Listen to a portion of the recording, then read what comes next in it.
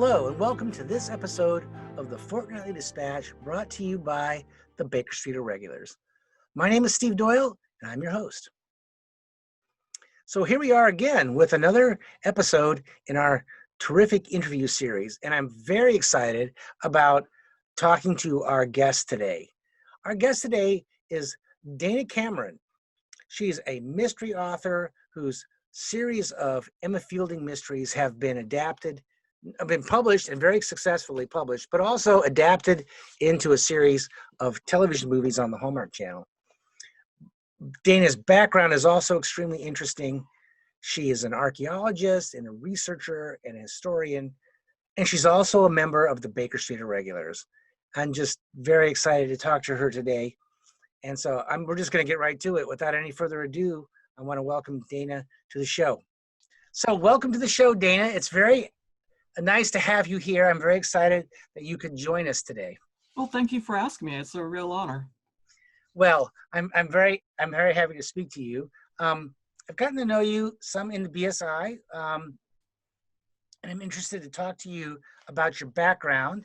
You have a very interesting background to me, and I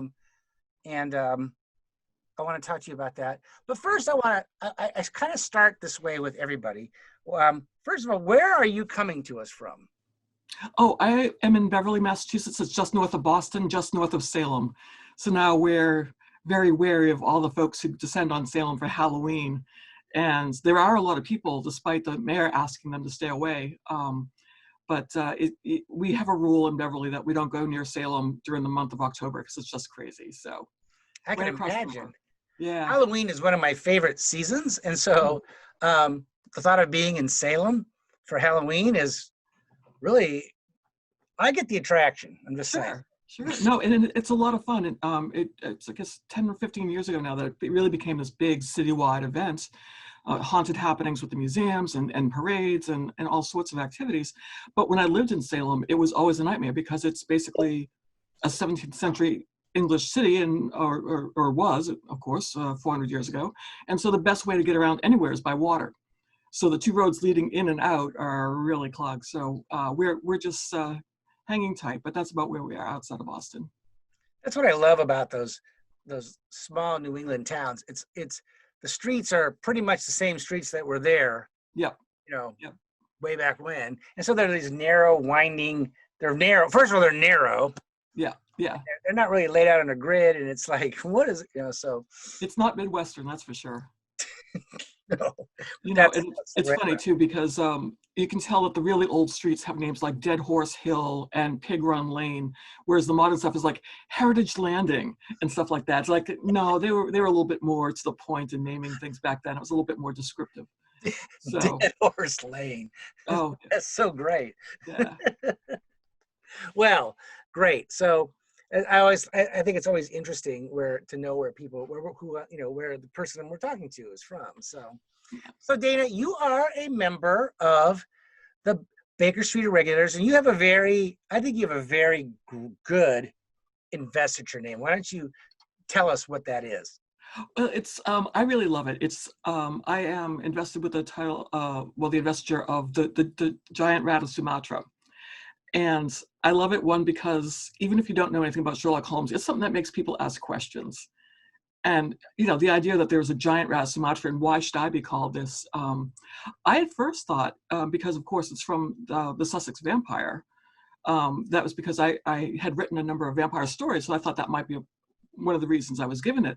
But it turned out that there's been sort of a tradition among the giant rats of Sumatra in the BSI, that it was always someone with a fairly good sense of humor. And I think Mike Whalen decided that he wanted a woman to have the title, the investiture, and he assumed that I would not think that he was casting aspersions on me by calling me a giant rat. I love it because I think rats are super interesting. They're very smart. Historically, they're kind of fascinating to see their relationship with humans and how that changed things.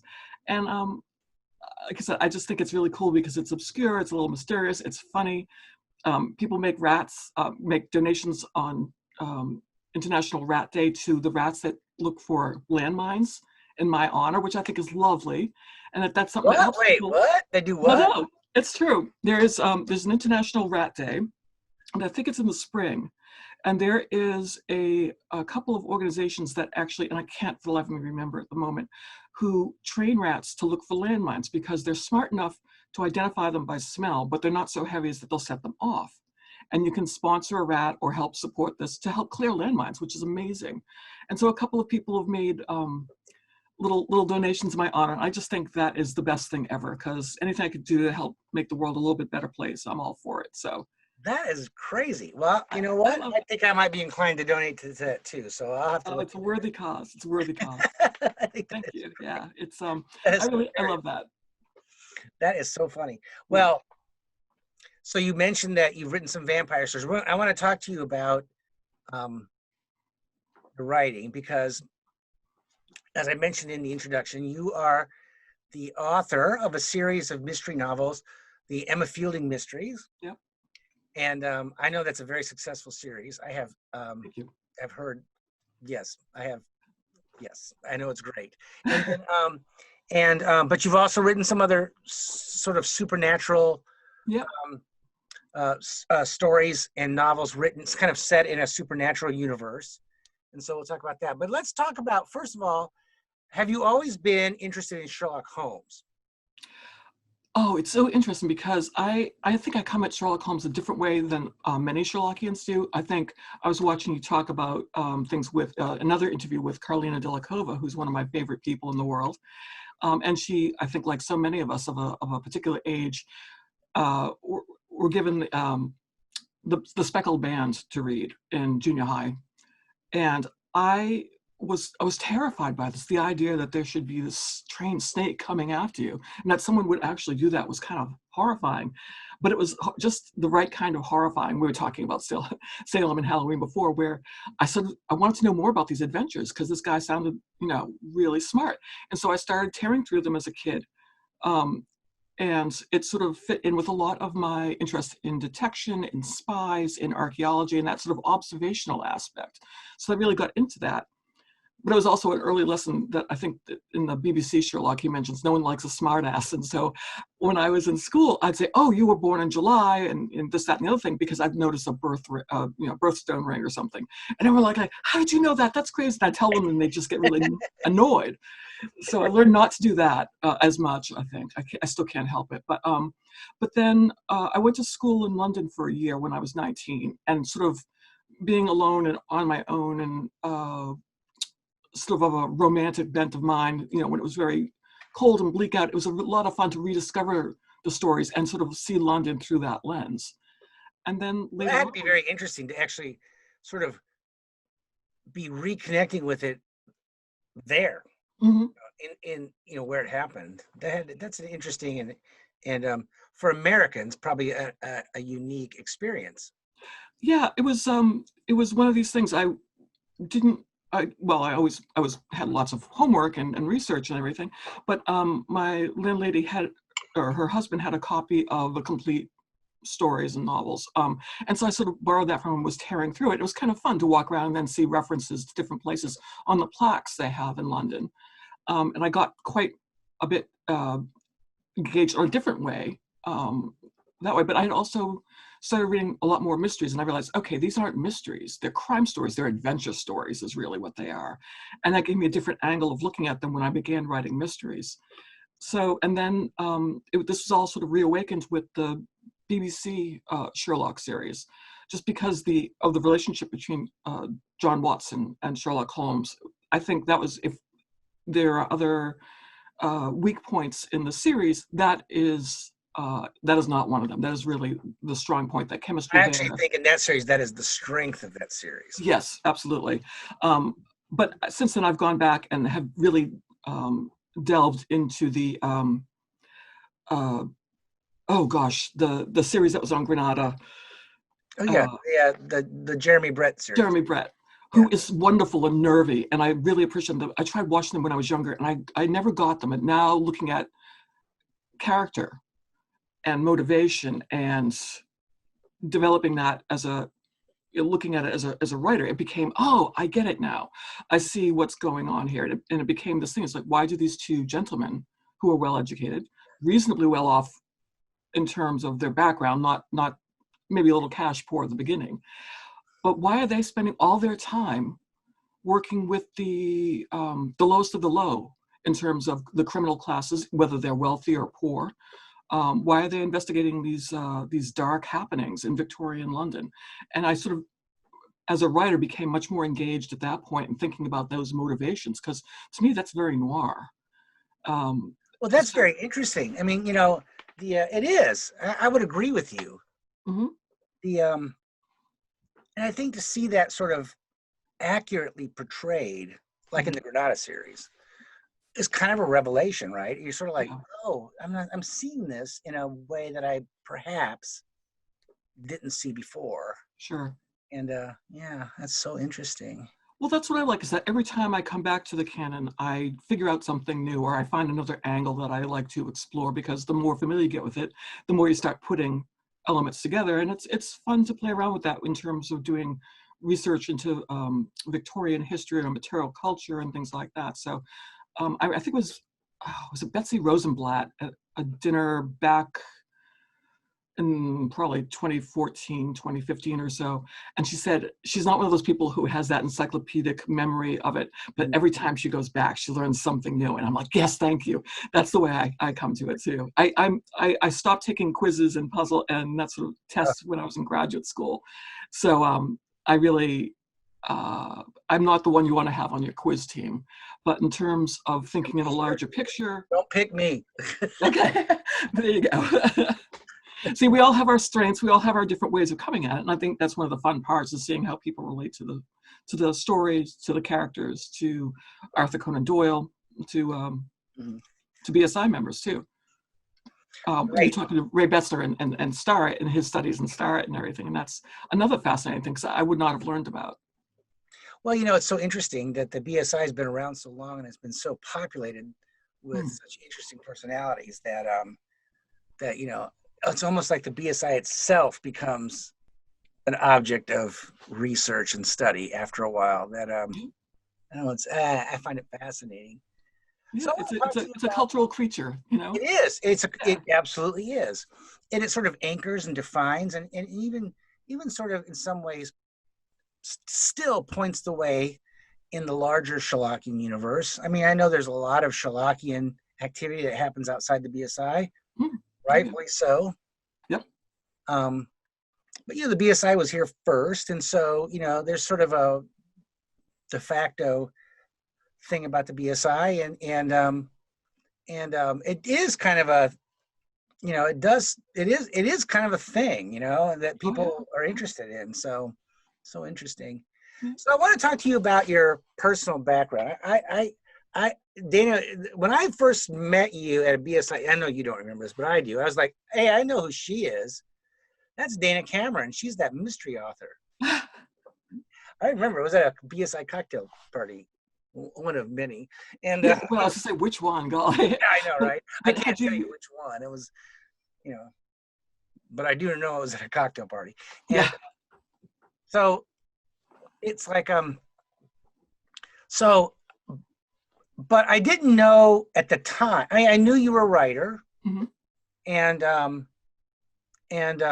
always love to meet authors. But I've come to find out later that you have this entirely different professional background before you were a mystery author. So tell us a little bit about that. Sure. I've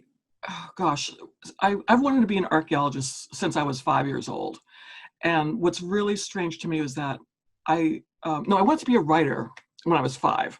And then I stopped it because through the cartoons or whatever, I had the idea of this very Hemingway-esque life where I'd have to run with the bulls and go fight in the Spanish Civil War. Of course, this is, somehow filtering down through popular culture and get into fights, bar fights. And I'm like, I don't like adventures. I don't want to do that.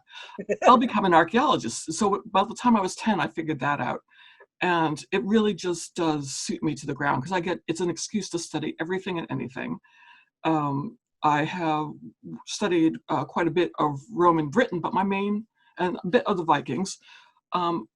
but my main background, my main professional focus was in New England historical archaeology. And the thing that all those groups have in common is that there are some written records in some way or another. So I like looking at what people say in the big public documents. I like looking at what they say in their private moments, in their diaries. And then I like seeing what I can tell from how they dispose of their trash, basically, in their yards, or looking at their collections of material goods that they have in their probate inventories, and sort of seeing how, what the say-do gap is to a certain extent. It's like, well, they carry on and they have this great house, but then you notice that the pottery is quite of an inexpensive sort. So you realize, okay, maybe they weren't quite as rich as they were letting on, but they still had aspirations. It's Or sort of they that were house rich, cash poor thing that you hear about. exactly so. And so there's a lot of subtle cultural analysis you can do with that kind of thing. And I like having all those resources. And I'd worked mostly in New England, Massachusetts primarily, a bunch in Maine. My last major project, I helped confirm the location of I use the term with the air quotes, lost colony, the Popham colony at Fort St. George, which was founded at about 6 months after Jamestown was. But because 1607 was such a bad year, and that was really what was going to drive the folks in Jamestown home before they had resupplies, this only lasted for a year because their leader died. The second in command took over. But his brother back in England, who was the older brother who had money and a title, he was the Raleigh family.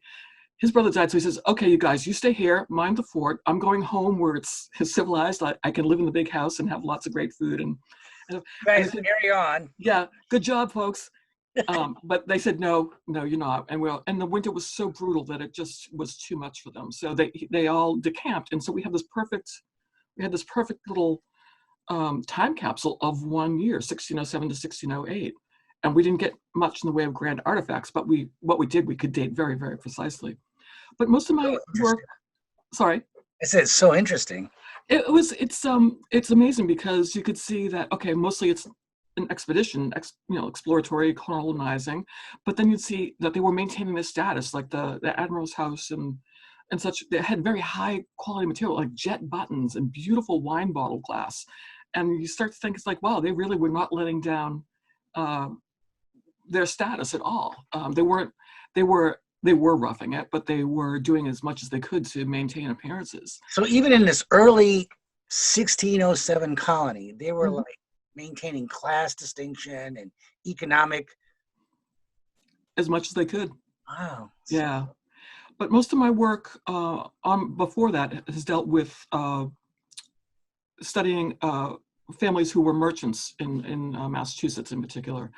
And I said, lived in Salem and Beverly 25 years now, decades now. And you sort of get a handle on why these cities were formed, where they were formed, why the water was so important. You start thinking seasonally in terms of weather and farming as well as shipping. And it's something that's fascinating because it's not just the merchants, it's how their families interacted. They created dynasties, they created all these social connections. So when you think about, everyone talks about the frivolousness of tea parties, as anyone who's read Victorian fiction or Jane Austen knows, the importance of a tea party is that's where all the personal connections are made. And so I was able to look at the material culture. I excavated at some of these merchants' houses, and friends of mine had excavated, and sort of put together a larger story, which was a lot of fun. I can tell you how sorry, go ahead. Go ahead. No, go ahead, please. I was just going to say that the transition from writing to writing mysteries happened on that last project I was on, and I can tell you about that because it's a bit of an adventure. I have a question about. I want to talk about that, but I have a question. Okay. You know, I'm just listening to you. It's like, so it sounds like not only are you, well, I do know that archaeology, and I have an interest in paleontology. I know so much of it has to do with context, right? And it sounds like, for you to get a better understanding of what you're finding, you have to understand the sort of social and cultural context. Mm-hmm. So it's not just digging in the ground. It's not just looking at something. It's more than that, isn't it? It absolutely is. And you're right. That's the big similarity between paleontology, archaeology, and geology, for example. It's looking very much at that context. Now, there is, as you mentioned, the social context and the economic context, but there's also looking at that physical location where it lies on a site in relation to the different markers on the property, how far down, and what other artifacts are associated with each other. So it's not just digging for goodies. It's not just bottle hunting. Right. It's like, oh, I look what I found, right? Yeah. Oh, yeah. That sort of is a bugbear of mine for sure. When very new archaeologists are digging, they grab it out of the dirt and they run and show you. We call that aerial archaeology because they're just waving it around. And usually we have to say, okay, now we're going to go back and figure out exactly where you found it, do some recording, right, and don't do that again. So interesting. It's so interesting to me. So, okay, so you mentioned that it was on this last project, that it was on that project that you, because I was wondering, how do you get from archaeology and all the great research that goes into that, and that whole matrix of research and all that, how do you get to that, from that to writing a series of mystery novels? Well, I'm not the only archaeologist who's done it. I mean, there's like Elizabeth Peters and her wonderful Amelia Peabody series, which is fantastic, also set in the late 19th century. And Aaron Elkins has a physical anthropologist character. And so he once did me the most wonderful honor of saying that you, Elizabeth, and I come by our archaeology honestly. And I was like, I was mentioned by Aaron Elkins in the same context as Elizabeth Peters. Barbara Mertz, she's known in Egyptological circles. But I had been working on this project with my boss up in Maine, and we were mapping the site. We were basically establishing a grid by which we could keep track of all that context we were just talking about. Right. And a guy came out in a pickup truck and started using a metal detector. Now, it's illegal in the state of Maine. It's illegal in a lot of states to use a metal detector on state property without a permit. And of course, we had all our permits, and we were working with the state on this project. This guy just shows up one day. Just shows up and starts, sweeping around, and that sort of got my hackles up. And I told my boss, well, wait, if he starts digging, then we'll say something. So sure enough, the guy pulls out a trowel and starts scraping away. So we spoke up, and he pulled a gun on us. And it was one of those things. It's like, is this really happening? Is this going on? Now, you mentioned before that I decided I couldn't be a writer because I didn't want adventures. And this was exactly the sort of thing I was trying to avoid. Wow. Yeah. And he was cussing us out and carrying on. And I was behind the transit, the surveying gizmo.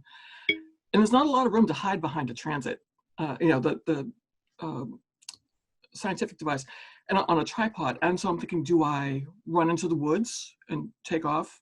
Will he start shooting? If I don't run, if I stay here, is he going to start shooting? So I just decided I'll memorize his license plate. I'll memorize everything I can about him. And what was so funny was that eventually a woman who was with him got out of the car and said, "We don't want trouble." I'm like, I was like, he's the one who pulled out the gun in the first place. He's the one who's trespassing. And I just, of course, I kept my mouth shut because I was terrified. And eventually he left. And we reported him to the local sheriff.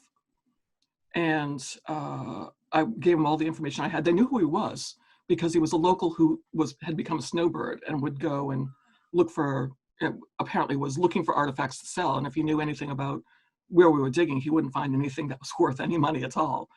Not compared, price-wise with other cultural artifacts. But and so I went back to the museum a few months later, and I was telling my friend about this and about all the other things that happened on the day, like the time a cement mixer rolled off the highway onto the site we were digging in New Jersey.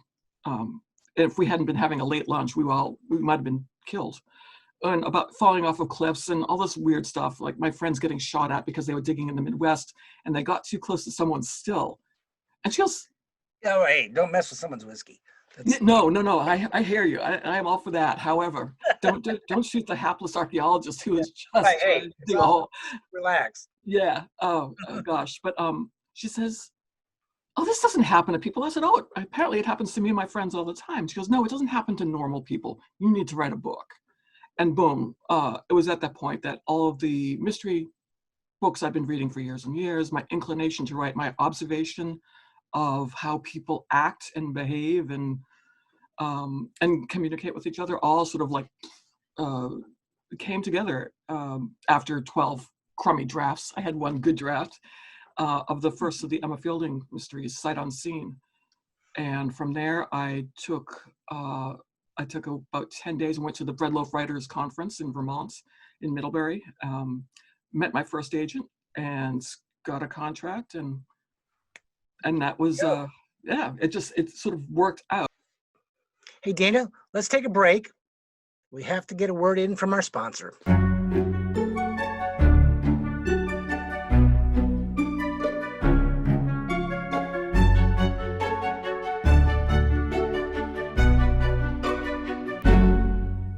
Okay, we're back. So you've written 6 Emma Fielding novels. They are Sight Unseen, Yep. Consequences, Great Consequences. Past Malice, Yep. Fugitive Truth, Yep. More Bitter Than Death, and Yes. Ashes to Bones, right? Ashes and Bones. Ashes and Bones, okay. Yes. Oh, well done, you. I have a hard time remembering sometimes. But here's what's cool. So your novels have been adapted to the screen, right? Yep, they have. Yeah, so tell us a little bit about that, because I think that is amazing. It was something that happened completely out of the blue, Steve. The books are available in e-format, but they've been out of physical print for almost 10 years now, since the last one came out. And we've talked about getting them reprinted, and it's never happened. Okay, fair enough. So this is 10 years or so after the last book is gone out of print. And all of a sudden my agent emails and says, "So are the books option for film or anything?" I'm like, "No." And I said, "Well, we have someone who's interested." I'm like, "Okay, cool. We'll see what happens." Because oftentimes it doesn't mean anything. Right. It might be someone who is interested in making a movie, but they're not professional, or they're not tied up with a production company or something, and you just assume it's not going to happen. And so this was, I think we got the first word in August. We announced it in November when we had everything done. Mm-hmm. And then in January, they said, "Okay, we've got talent attached." And you see, I have a whole new vocabulary now. Right. And we're in pre-production. Like Hollywood now, right? Right. Oh yeah, that's me. Yeah. And I'm like, wow, this is really happening, because I've had other friends who have had really amazing success in television and movies, and they all say the same thing: cash the check and forget about it, because the chances are it won't happen. I'm like, okay. And the first movie came out within 6 months, within a year, of us starting to talk about it. And so it's kind of crazy. And I said, "Well, could I visit the set? Because I have no idea if this is ever going to happen again." And I said, "Sure." So my husband, God bless him, arranged an emergency trip to Victoria, Vancouver. So that's where they shoot that, in Victoria, Vancouver. Yeah. It's sort of called Hollywood North now. Mm-hmm. And it's one of my favorite places in the world. It just happens to be, because I love Vancouver. I love Victoria. They're stunning places. I love the water. So we should say probably that these are made for television, right? And they air on the Hallmark Movies and Mysteries channel. Is that right? Yeah, that's right. I know there's the Hallmark channel, and that's like, I think of that as the Christmas channel. Yeah, well, it's Christmas pretty solidly from August until New Year's. But hey, I'm not knocking it. I think it's a beautiful thing. So what I like about it is that it gets people through the doldrums of summer. They have something to look forward to. And if that's their bag, then have a blast. And it's the production company is Muse Productions, and they've been doing some amazing stuff.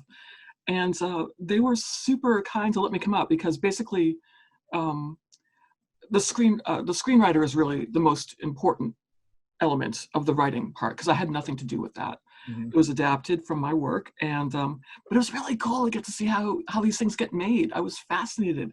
So what's it like to see, you created these characters and the stories, and it's your story. What's it like to suddenly see, like, it like a live living thing. What's that like? It's very, very strange and very, very cool. I can tell you we had 2 days on the set, and the first was being seen at the sheriff's office. Remember I mentioned the sheriff's office in my transition to writing fiction? Well, that's where a lot of that first book came from, was, taking a very small incident in my uneventful life and making it big and dramatic so that, and adding a mystery to it. So, and so we pulled up to the location. And at this point, I was still kind of not believing it was happening, despite the fact that we were like zooming across international boundaries and such. And we pulled up outside, and all of a sudden, you see trucks that said, I'm trying to remember the name of the town where they have it, but they had the town on the thing. They had the Maine state flag and the United States flag flying over. I'm like, wait a minute, this is Canada. They don't do that for no good reason. I thought it might have been a practical joke. And I was like, wow, they're serious. And walking and hearing them, it was amazing. And then the second day was very eerie indeed, because it was filmed on the location where they were doing the dig. Now, they had it so the sun was on the right angle, so it felt a bit like where the sun would be coming up over the over the site in Maine. And they had just got done making it look like there was a dig, so it smelled like dirt. And they had used all these tents, to help conceal the cameras. Now, they happen to be the same kind of tents that we use in the field to protect the site. And so walking on and smelling the salt air and the dirt, it was just very strange. And then looking down, it looked like the site I'd created for my protagonist, Emma Fielding. And then hearing Courtney Thorne-Smith, who plays Emma Fielding, saying words that not only I had Emma saying to her students, but I've said to my own students when I was working at that project. That'd be amazing. It was like I've created this fictional world now since a real thing, right? It got very meta. Yeah, I bet. It was, but it was so much fun because the intricacies of making something like this are enormous and complex, and it just was the best time, and it was just really lovely, and everyone was so gracious. But it was a blast. It really was. That'd be amazing. Well, I really wanted to talk to you about that, because that whole idea of the, one of the big things about Sherlock Holmes, the Sherlockian universe, is that sort of, well, to use the term, it's very meta, right? I mean, it's like, let's face it. I mean, Sherlock Holmes as a character is often more real than the person who actually created him. It is very real in the imaginations of millions of people around the world. Yeah, and he gets letters, right? Right, like he gets letter, he gets mail, he still gets mail, right? Yeah. So just the idea that I'm always sort of, I have for a long time been interested in that boundary between, reality, and I'm putting reality in quotes, reality and fiction. That sort of, the older I get and the more, time passes, that boundary seems to get a little fuzzy to me. And so I was curious about how that worked with you and your own literary creation. Yeah, it's part of the reason I kept writing even after I got that first book written and I was looking for an agent and publisher and everything, was that if nothing else, I wanted to tell people about archaeology. And I didn't want to just have and I hate to use it, but I'm going to because it's the touchstone everyone does, is Indiana Jones idea. Like I said, I tried personally to avoid adventures. And I really want to talk about what it was like to be face down in the dirt and the smells and the sounds and the clues that you use to put everything together. Because for me, that's the fun part of archaeology. And it is a mystery. When I was doing I was with, I think it was a Sisters in Crime trip. Sisters in Crime is a great organization that helps promote women and men, but mostly women. It was just to become mystery writers. And they took us on a tour of the state police lab nearby. And I was so excited. And I walk in, I'm like, oh, well, that fume hood looks like the one we have in the conservation lab when we're repairing artifacts. And those bags look like artifact bags. I mean, wait a minute. And I said, another thing clicked in. It's like, well, I do interviews when I'm talking to people who've lived on a site. I look at different accounts of what might have happened in a place. I look at all the evidence. It's very much like being a detective. And so conveying that was the first step. It was like my teaching reality. And then, well, isn't that really it? I mean, when you're looking into an archaeological site or an archaeological puzzle, I mean, you really are. It's mystery solving, right? I mean, you are trying to unravel what is the story here, right? I mean, that's I mean, there's a lot of similarity, I think. there is, absolutely. And that's part, I mean, before I came up here, I was doing a jigsaw puzzle. I can't quite stop putting things back together again. But that's part of it for sure. Finding out how people lived. And you talked about realities, and that in itself is a very philosophical thing. In various incarnations of reality, right? I mean, yeah. It's building more and more identities. And I think that's where it might tie in with Sherlock Holmes, because you identify yourself as a Cumberbatchian or a Brettian, or or you write fanfic, or you come at it from like you're really more interested in Conan Doyle. And I think that's, again, we're fitting all of those identities together, I think. Right. And it's a big tent. I think that's what's really cool about it. Absolutely. Yeah, that's what I like about it. My first meeting, the first time I went to a BSI birthday weekend, I was nervous, but I was in New York anyway. I had a meeting with my agent, and I had, there was an exhibit that I wanted to see. So I said, well, okay. They're also, Les Klinger and Laurie King came out with their first, it was a study in Sherlock, their first collection. Right. Yeah. And so I figured, oh, that sounds cool. And so I get there, and Jan Burke and Laurie King and S.J. Roseanne. I mean, these are some of my favorite people from the mystery world who I already knew, and a number of people I knew from all terrific mystery writers, by the way. Absolutely.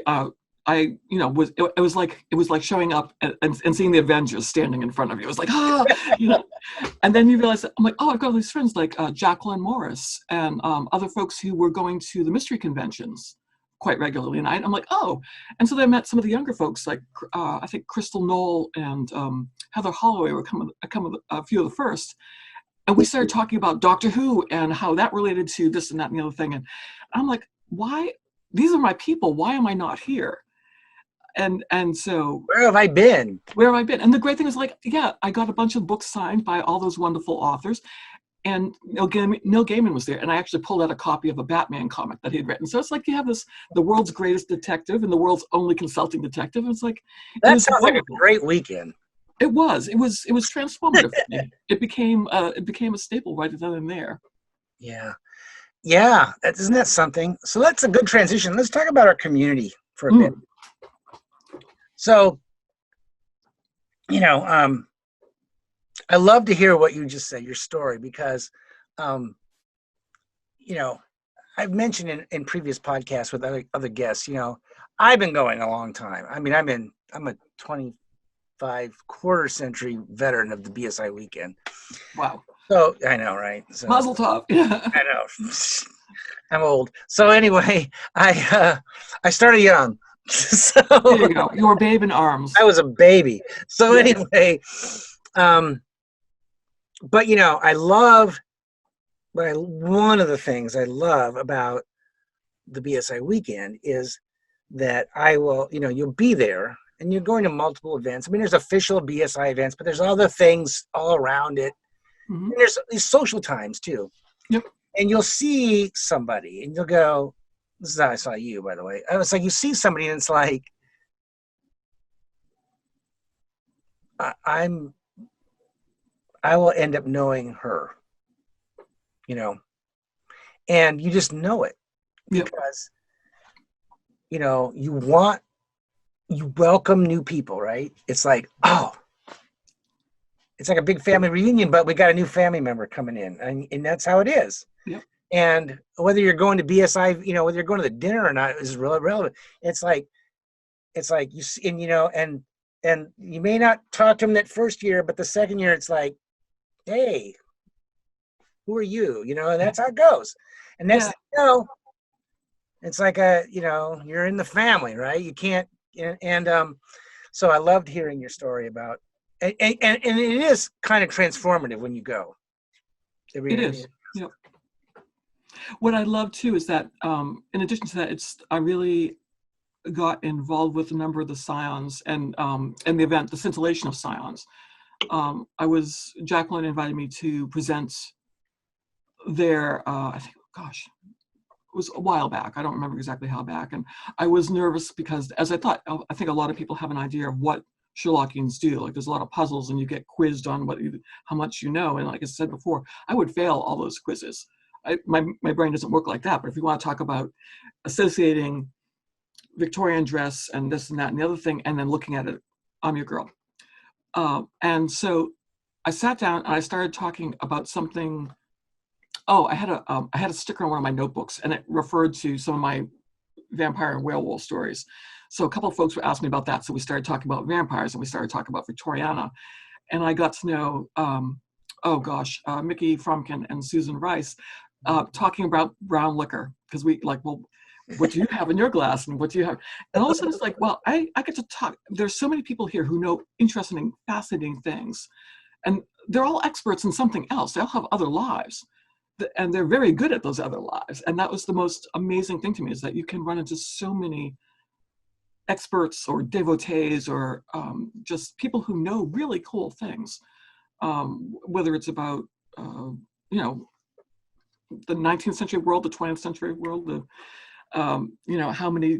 what kinds of tobacco ash, the fact that Sherlock Holmes smoked shag, which is really kind of awful.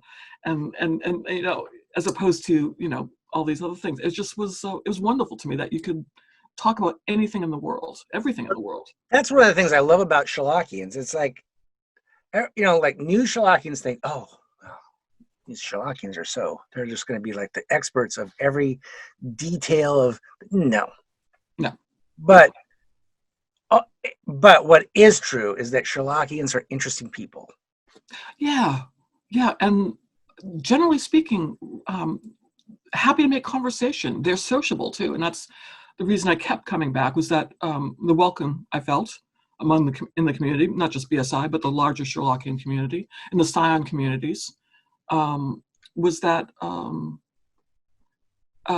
welcoming, and that interest and finding out about other people and other things, and who are you and what do you know and what do you read, and it's just for the most part you can jump into almost any of those Scion meetings, and I'm happy to hear you talk about the Scion meetings, because I think that is something that is not in our Sherlockian community. I believe that is something that is not appreciated as much as I think it should be. I think all the everyday Sherlockian life happens in your local Scion society. Mm-hmm. And is that your experience? I mean, the New York event happens one weekend a year, right? And yeah. Well, before everything, and travel was very much restricted, I was using all the frequent flyer miles I had from doing writing and fan-based conventions, and using them to go to Scion societies. So I consider my home society, again, I use the loose air quotes there, as the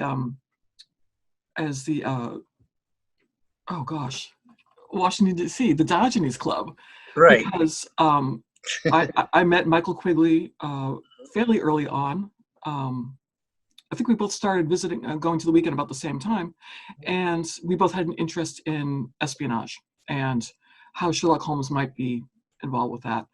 And because the local Scion here was the Speckled Band didn't have women, I would go to DC on occasionally 2 or 3 times a year, because A, DC is a lot of fun to go to, and B, it was a chance to hang out and see all my friends in the Mid-Atlantic, because it's such a vibrant community. There are 4 or 5 different Scions within spitting distance, I think, Baltimore and Washington and all around. And then getting involved, being invited to the Sons of the Copper Beaches was a lot of fun too, because it's a whole different culture, a different community, and the friends that I know from the weekend. But it's just interesting to see how they operate locally, and how they celebrate what we're all interested in. Absolutely, that's what I love. I get invited to go to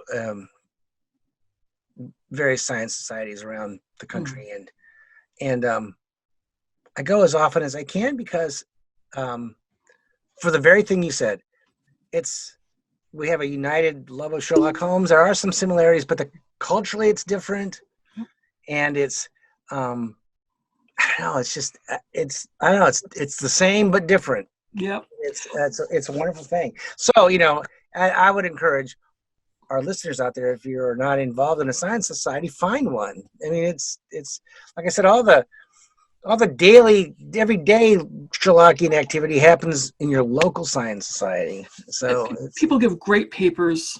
It's really invigorating. You go and you get excited again. You talk about different aspects with folks. There are very young Sherlockians I've met at these events. There are there are ones who've been in the in the Sherlockian world for as long as anyone can remember, and that's another thing I like, is that there's a whole range of ages and such, and that makes it fun. How has being in the BSI been for you? What's that been like once you've been brought in? Do you mean in the general membership or the board of trustees, or either one? I mean, just I think sometimes when you're invited into the BSI, you're often given duties, right? Yeah. They put you to work. They do. It's been nice because I've been asked to do toasts or papers, as you've mentioned, and that's a lot of fun. I think it's just kind of neat to sport the pip, the little gray and blue and purple colors, and I think that itself is very 19th century. It's like having that little. It's not the military tie, it's not the old school tie, but and it's just that it's just sort of fun, and it sort of said, okay, folks like having me around enough that they want me to hang out some more and work with them and chat with them more, and this is a way of indicating that, which was really a great honor and a very gratifying. And working for the board, the thing I started when I was working with them was to establish a photographic archive of the various membership, because that's what the board of trustees does, is look after the trust, which maintains the documents about the BSI itself.